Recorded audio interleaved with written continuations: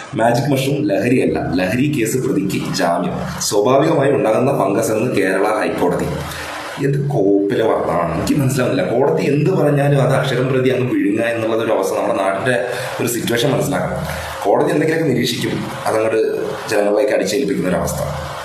നാട്ടിൽ നീതിന്യായം നടപ്പാക്കേണ്ട കോടതിയാണ് പറയുന്നത് ലഹരി പദാർത്ഥമായിട്ടുള്ള ഒരു വസ്തു അത് പ്രകൃതിയിൽ നിന്ന് ഉണ്ടാകുന്നതൊക്കെ തന്നെ, അത് പക്ഷേ ലഹരിയല്ല. അങ്ങനെയാണെങ്കിൽ ഇനി കഞ്ചാവിന് പാറ്റന്റ് കൊടുക്കുമല്ലോ ഒരു കഞ്ചാവ് ലേഹ്യമായിട്ടും അല്ലെങ്കിൽ കഞ്ചാവിൻ്റെ പാനീയങ്ങളായിട്ടും കഞ്ചാവ് ചെടി നമ്മുടെ നഴ്സറികളിലൊക്കെ വിതരണം ചെയ്യുന്നതും അല്ലെങ്കിൽ സ്കൂളിൽ കുട്ടികൾക്ക് ചെടി കൊടുക്കുന്ന രീതിയിൽ കഞ്ചാവ് കൊടുക്കുന്ന ഒരു അവസ്ഥയിലൊക്കെ നമ്മുടെ നാട് എത്തുന്നതാണ് എനിക്ക് തോന്നുന്നത്. ഇങ്ങനെ പോകണമെങ്കിൽ പ്രകൃതിയിൽ നിന്ന് കിട്ടുന്ന ഒരു ഫംഗസ് ലഹരി നൽകുന്നു മറ്റുള്ളവർക്ക് എങ്കിൽ അത് ലഹരി പദാർത്ഥം തന്നെയല്ലേ.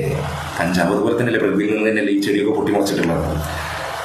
അത് ലഹരിയാണ്. അതിൻ്റെ പേരിൽ കേസ് കാര്യങ്ങളൊക്കെ ഉണ്ട്.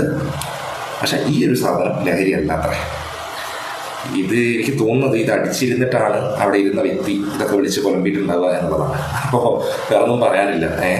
ഇനിയിപ്പോൾ നാളെ ഈ പറഞ്ഞ രീതിയിൽ സ്കൂളുകളിലൊക്കെ തൈ കൊടുക്കപ്പെടുമായിരിക്കാം. എന്തായാലും നമ്മുടെ നാട്ടിൽ ഇനി കൂൺ കൃഷി ഒന്ന് വിപുലമായിട്ട് സജീവമായിട്ട് നടക്കുന്ന കാര്യത്തിലൊരു സംശയമാണ്. എന്തായാലും ഭാവിയിലെ കർഷകർക്ക് അഭിവാദ്യങ്ങൾ.